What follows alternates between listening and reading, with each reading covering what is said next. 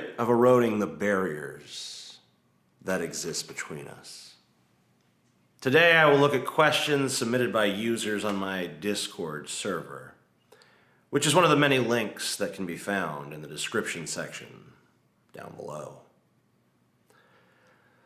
But before we look at those, I want to remark upon a fantastic thing which has occurred in the comments section of my last video. I received both the best and the worst comments I've ever seen. Let's start with the worst, so that the best can be the chaser. At Ultimate Right 366 says, George Carlin. He failed at comedy and went on hour-long philosophical rants. Most overrated person ever.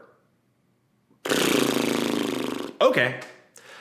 So over the span of his 5 decades-long career in comedy, George Carlin filled arenas, had 12 HBO specials, which is the record, by the way, published 3 best-selling books, won the Mark Twain Prize for American Humor, was nominated for 17 Grammys, won 5 of them, got a star on the Hollywood Walk of Fame, was nominated for 6 Primetime Emmys and 2 Daytime Emmys. He was the very first host of a little show called Saturday Night Live, maybe you've heard of it. Comedy Central ranked him the 2nd best comedian in America, and so did Rolling Stone. In both instances, he was only beaten out by the legendary Richard Pryor. He inspired countless other comedians. Jerry Seinfeld called him the Beatles of comedy. Louis C.K. said he was the first person I saw who was really doing what I wanted to do. Bill Maher called him the Dean of Counterculture Comedy. Jon Stewart said that Carlin's fearless examination of society's absurdities inspired a generation of comedians to speak truth to power. Bill Burr said that watching Carlin perform was like attending a master class in comedy. George Carlin's infamous 7 dirty words routine became the center of a landmark First Amendment case, FCC versus Pacifica Foundation, which reached the Supreme Court in 1978. Carlin was organically popular, critically acclaimed, respected in his industry, influential, and culturally relevant. If that's failure, then what the hell is success? I could be a lot meaner to this commenter, but honestly, nothing I could say would call him an idiot louder than his own comment does. Man, sometimes I just feel like the human race just ain't worth it, man. Anyway, let's move on to my favorite comment, which is a nice palate cleanser to whatever the hell that crap was. At 2Day David said, I went in thinking I was going to cringe at you, and I ended up cringing at myself. Good video. I love this, man. I'm gonna go cringe at this banana butt edgelord. 40 minutes later, wait, I'm the cringe? God, I am framing this comment. I'm not even joking. I'm gonna print it out, mount it on a nice mat for contrast. I'm thinking maybe like a blood red, you know? I'm gonna put it in a simple yet elegant frame, and I'm gonna hang it up on my wall. I don't know where yet, maybe in front of the toilet. This comment will sustain me. It will for a while, maybe an eon. But we got many questions to answer, so I'll belabor this self-indulgence and move on to some different self-indulgence. Let's get into the fray. Purify my malice, make it sharper than a razor. The first question comes from Infernal God, who asks, what are your thoughts on leftists who arm themselves? Groups like the Black Panthers are the reason a Republican started to create anti-gun laws. Did you know communities like the John Brown Gun Club or the SRA, that's Socialist Rifle Association, exist? I had not heard about the John Brown Gun Club prior to you asking about it. It seems very opaque and decentralized, which feels irresponsible and LARPy to me. I have heard of the Socialist Rifle Association. From my study of their web materials, I see that they place a strong emphasis on gun safety and the importance of de-escalation techniques over force, which is such a stark contrast to a lot of right-wing gun culture, where it often, not always, but often feels like they're just looking for an excuse to shoot somebody. Man, I can't wait for someone to try to break in here so I can shoot them. It's like, wait, you're looking forward to the robbery?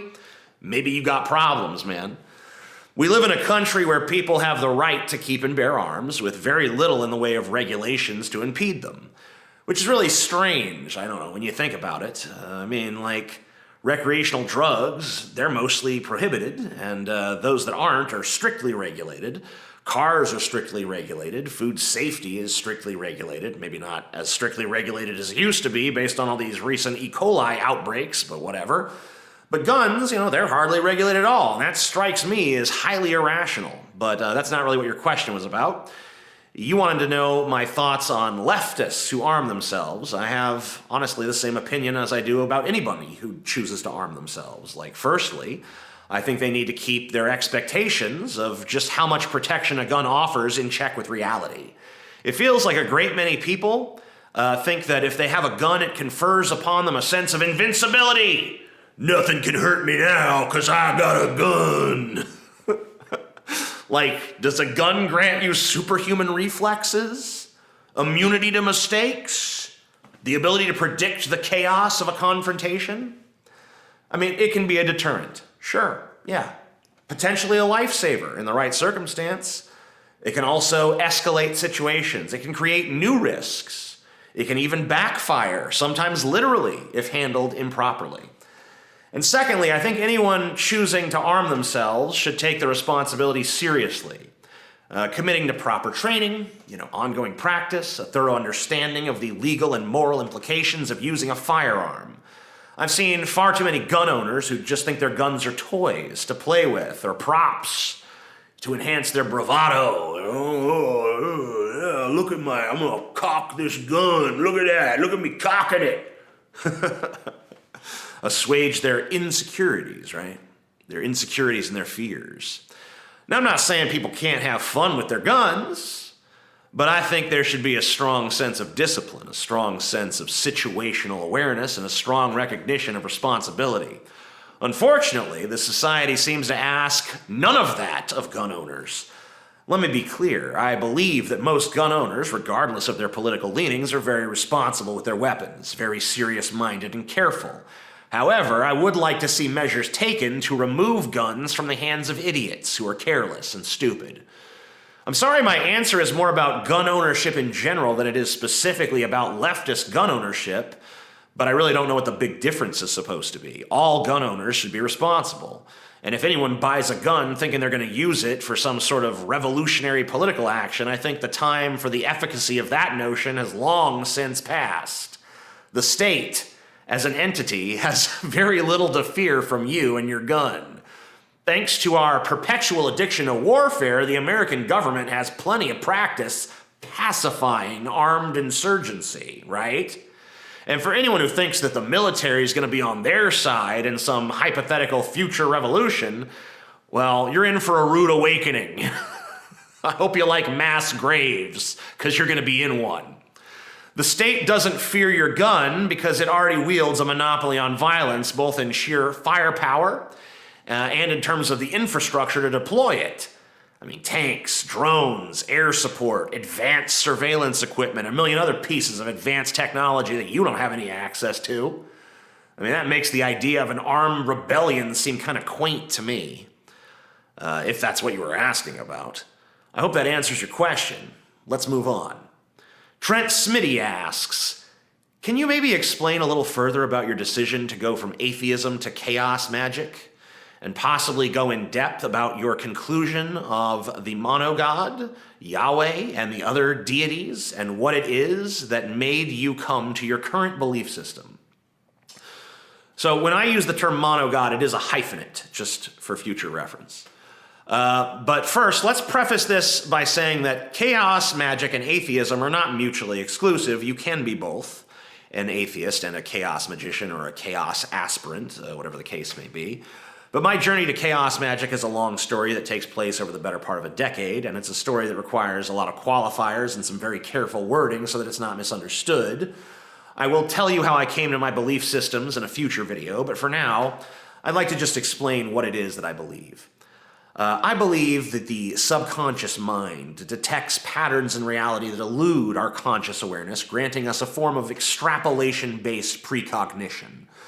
Through symbolism and ritual, we can train the subconscious to engage in seemingly inconsequential actions that, like the butterfly effect, subtly manipulate probabilities with our own existence.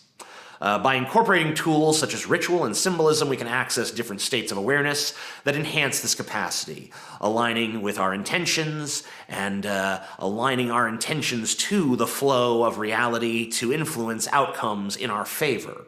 I also believe that there exist vast realms of possibility within the human collective unconscious, and that we can access at least our part of these realms through various means, such as meditation, drugs, ritual magic, dreams, etc. In these realms, we can experience sensations of damnation and divinity. We can feel any emotion that we wish. We can create anything that we conceive just through acts of will. This is essentially just what you would call the imagination. But we can go far deeper into it than most people assume. We can experience it far more vividly than most people think possible. I think the South Park Imagination Land episode actually really encapsulates this perfectly. I'd show a clip, but I think Viacom are still dicks about that. I want to make it clear, though, these beliefs are personal. These are not something I want to try to convince others of. They're not something I want national policy to reflect. They're not something that gives me a rubric whereby I can judge others. They are personal beliefs that benefit me. Sir Lansington asks, do you ever get bored making atheist content, or do you still think there's plenty of meat left on that content bone? I feel like Christians rarely offer new arguments, so it can sometimes feel like a lot of repetition. Well, I did get bored of making atheist content for several years. That's why I went through arcs where I primarily made videos on the topic of social justice warriors, and then on the topic of politics. To some degree, I regret all of those eras. I regret the atheism era for its reductive dismissal of the role that spirituality plays in human life. I regret the anti-SJW era for not being as nuanced and careful as it probably should have been. I regret the politics era because American politics is a shit show and anyone who touches it gets shit on their hands. In all of these eras, though, my videos were always chaotic, all over the place. I never quite stuck to a topic. I think that the strength of this new Into the Fray era will be that I've finally learned how to marshal my chaos somewhat. But only time will tell, really. Buzzed Beelzebub asks, is negative voting, i.e. voting against things, ever effective?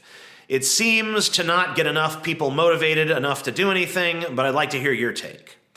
Well, I mean, if it gets them to vote, then it is effective from a political operative sort of standpoint, right?